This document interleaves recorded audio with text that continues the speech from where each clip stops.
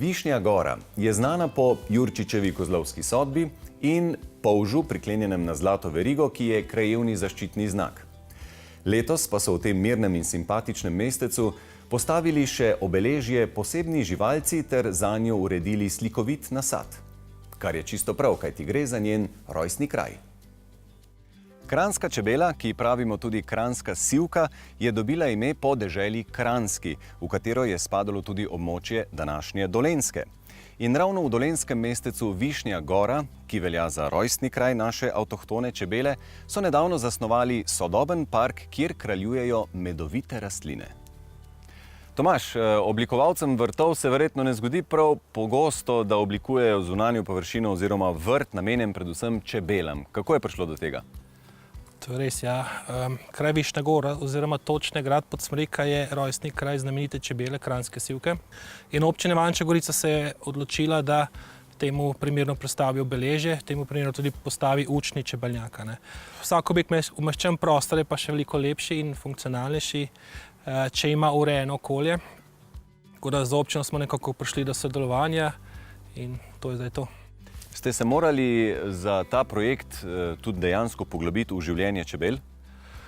Definitivno. Poglobil sem se v dveh stvareh. Predvsem sem se poglobil v to, katere rastline so koristne za čebele, katere rastline so medovite.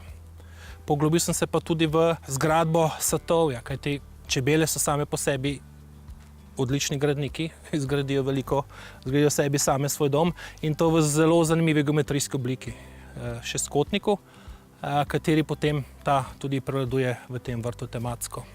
Tukaj sva na javni površini. V čem je oblikovanje takih prostorov, torej javnih, drugačno od tistega, ko greste k zasebniku in oblikujete po njegovih željah?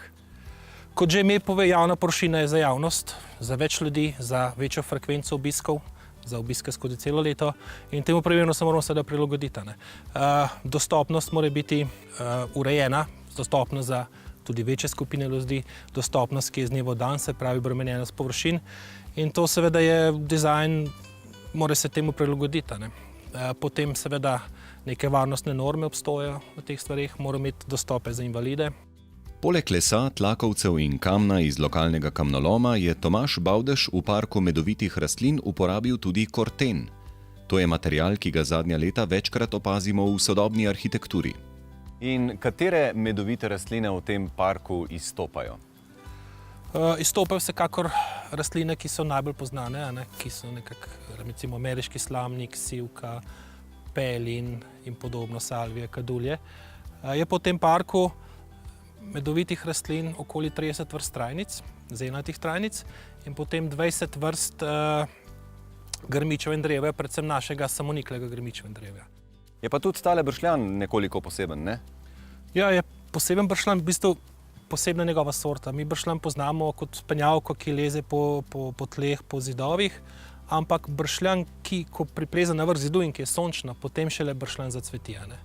Tukaj te bršljani so pa v bistvu potaknjenci tega cvetočega bršljana.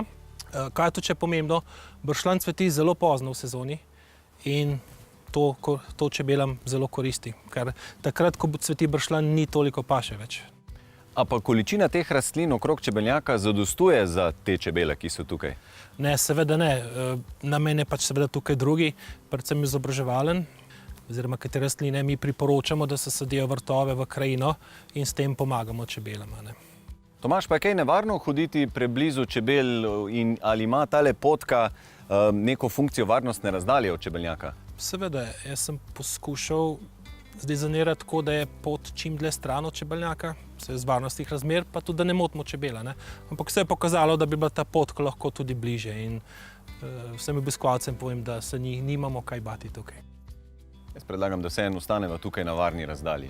Se boljš počutim. Panjske končnice, ki krasijo čebelnjak, so z motivi iz humoreske Kozlovska sodba v Višnji gori poslikali učenci osnovne šole Ivančna Gorica. Lučaj stran od parka, bliže staremu mestnemu jedru, je nekdanja osnovna šola, v kateri bo v prihodnjih letih nastala hiša kranjske čebele. Tik ob stavbi že stoji posebno obeležje v čast kranjski sivki, najbolj marljivi in krotki čebeli, katere dobro ime je v 19. stoletju ponesel v svet baron Emil Roščič, predan čebelar in dober trgovec. Gospod Sternad, Višnja Gora je znana po kozlovski sodbi, zaščitni znak kraja je polžek. A bi rekli, da se je, odkar ste postavili tale čebeljak in park ob njem, kaj že spremenilo v samem kraju, kako je s turizmom? Ja, mestno jedro Višnje Gore je res zaživelo, dolga leta je bolj kot ne samevalo, s preselitvijo stare šole na novo lokacijo pa je sploh zamrlo. Življenje v starem mestnem jedru, ki letos praznuje 540-letnico mestnih pravic. No in ta projekt Hiša kranjske sivke bo gotovo poživil mestno jedro, prinesel dodatne vsebine in temu je pravzaprav v prvi vrsti tudi namenjen naš projekt. So bližnji krajani že kaj potožili, da jih je kakšna čebela pičila? Ne, to sploh ne. Čebela sploh ni nevarna, čebela je koristna živalca. Skušamo pripomoči k temu, da bi bila zaščitena. Vsi se moramo pač zavedati njenega pomena in jaz sem prepričan, da bo tale projekt, ko bo dokončan, k temu tudi pripomogel. Prebivalci mestnega jedra in širše Višnje Gore so naša prizadevanja vzeli zelo resno, z odobravanjem in pomagajo pri tem, kar delamo in sem prepričan, da na koncu bomo uspešni.